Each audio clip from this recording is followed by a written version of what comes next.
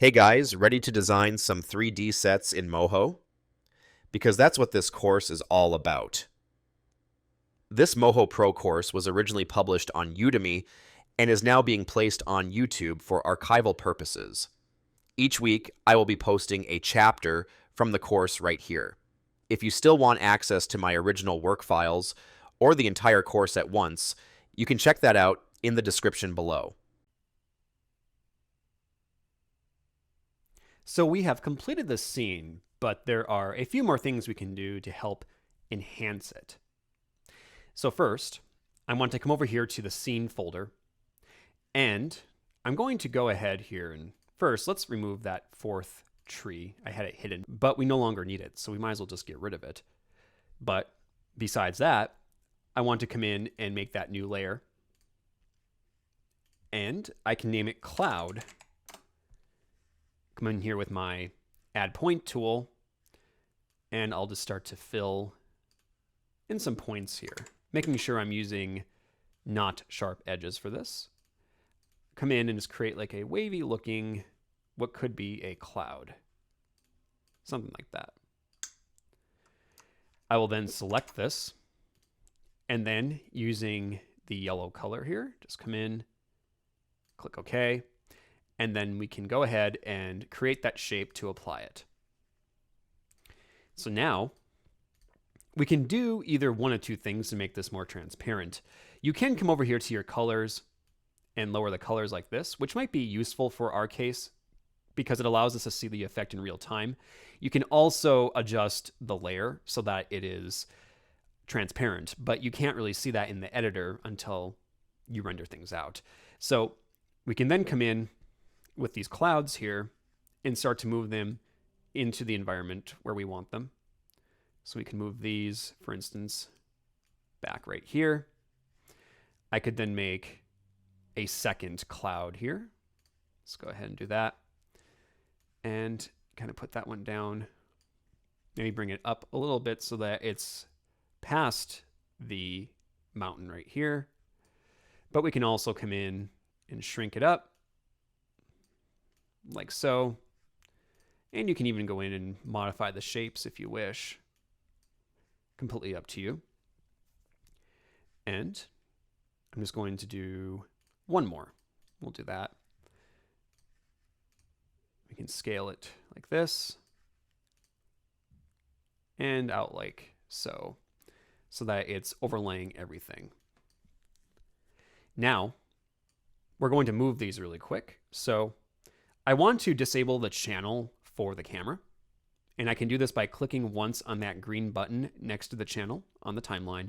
That will mute it, and so that way I can just see everything without the camera moving around. And we want to come over here to our clouds. In fact, since everything is getting a little bit complicated, I'm just going to type in cloud into my layers panel so that way I can access all of these. And we're just going to go to the end of the animation here, which is actually about 120 frames in. I'll make sure I mark that. And taking that background cloud, in fact, we can take all the clouds if we wish. We can just move them, and they're going to move at different speeds because of the way everything is parallaxing due to the distance, but you can kind of go in like that and move them. And we can now go back here to the channels and see what we have going on. So let me just deselect that. And you can see now we have some clouds moving. It's kind of hard to tell the exact speed just due to the fact that we do have a lot of stuff going on screen, and so it can be kind of difficult, but I think it's going to work out for us. So you have that going on.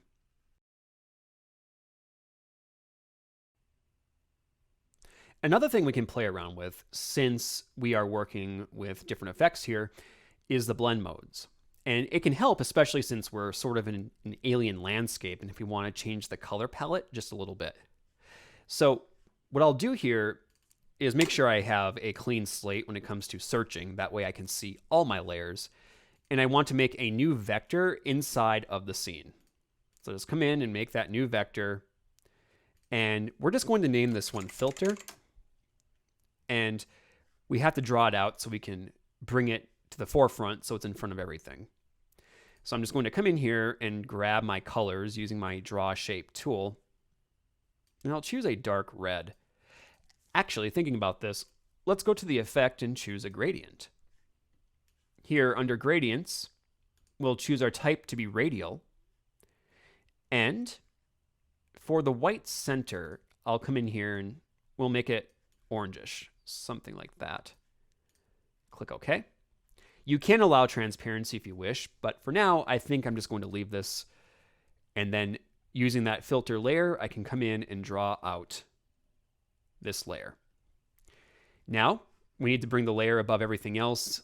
And we can do this simply by bringing the layer outside of the folder. You can bring it up using the Z properties, but really there's no point. We can just kick it outside of that folder and bring it up like this. And so that way it doesn't get tracked by the camera either. And now we can bring it into the forefront like so. Now, double click, go into our blend modes here, and we can choose, let's say multiply.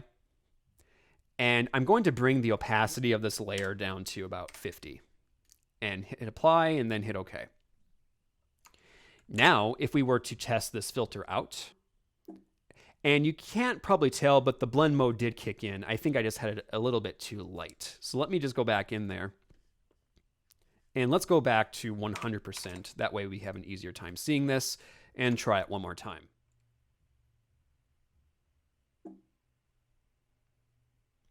So as you can see, things are a little bit brighter by going with this option.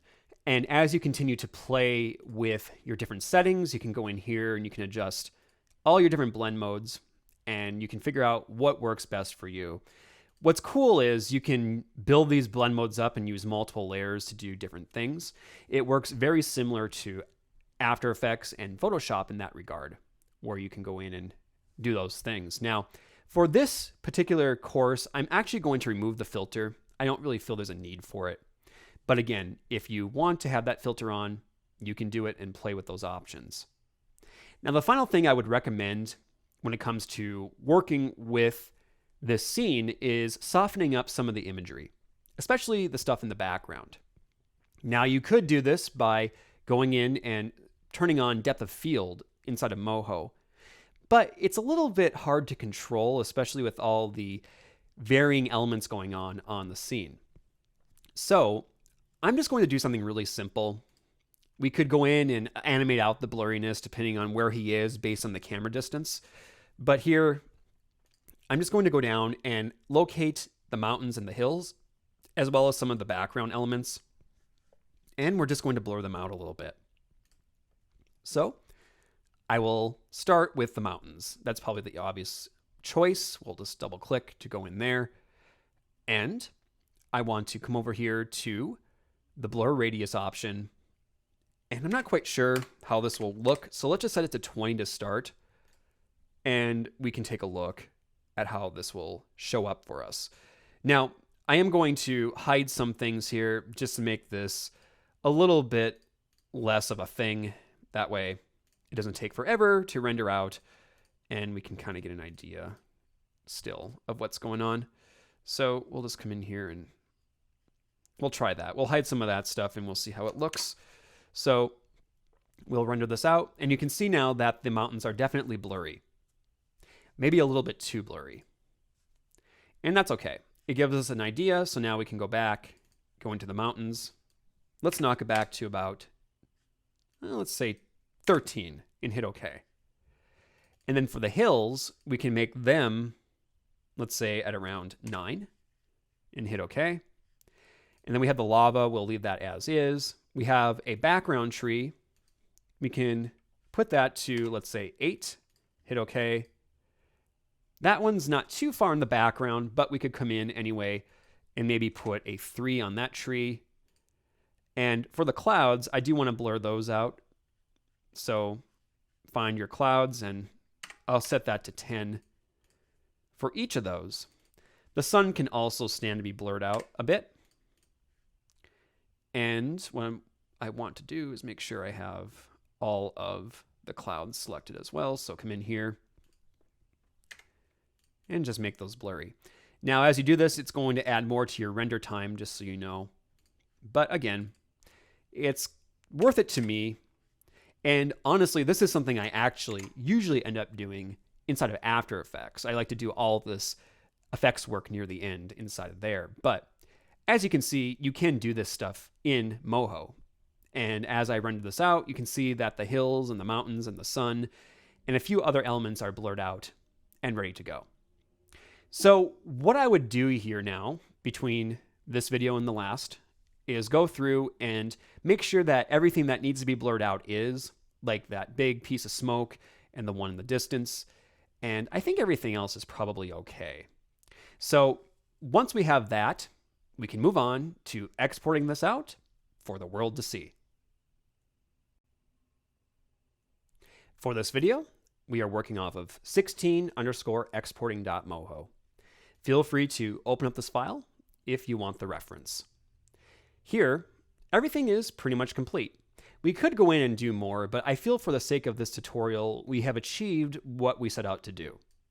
Of course, make sure before you export out, you turn on the camera movements, so that way we're not having that turned off and we have the whole thing exporting out and complete and good to go. Now, if you plan to take this to the next step inside of, let's say, After Effects, and you want to export out all of your items individually, it is recommended that you use layer references for this.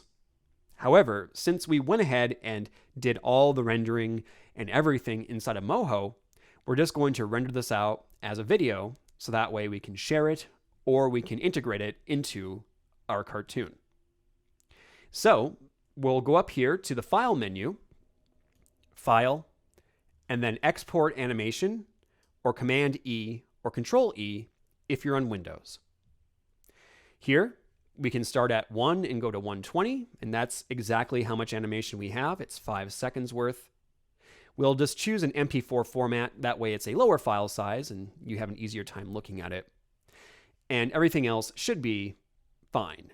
So now we'll come in here to the exporter and choose a folder to render this out. I'll put it inside the exercise files, and we can set that up, and we'll just go ahead and name this one Final Render, because that's the final render for this tutorial. And that way you know what it is inside of your exercise files. So we can go ahead and hit OK, and it's going to come up and it's going to start rendering. Now, this can take a long time. Again, we do have quite a few things going on here, and it might take a little while for the software to get it all figured out. So right now, what I advise is that you just have patience, step away for a little bit, do some stretches, grab a coffee, go for a walk, talk to a friend, whatever you want to do. Just relax and try not to think too much of this, because if you do, it might drive you crazy because it's taking so long to render. But it will render, and once it's done, hopefully you enjoy the result. So to wrap up, I just want you to know that there's a lot more you can do with 3D design inside of Moho. This is a very basic example. I went through it pretty quick, but the results are actually pretty good for the amount of time I spent on it. Now, when it comes to my own personal workflow, I typically do not stop here. I'll go further with it, and I'll take it into After Effects, separating out the layers from Moho, and then rebuilding the scene in After Effects and adding different elements and filters and, of course, effects to enhance the scene even more. And so, if you're interested in that, I might do a follow-up course where we take this scene into After Effects to do all that. So, until then, keep practicing inside of Moho, keep building your scenes, and keep animating. Thanks for watching, and I'll see you next time.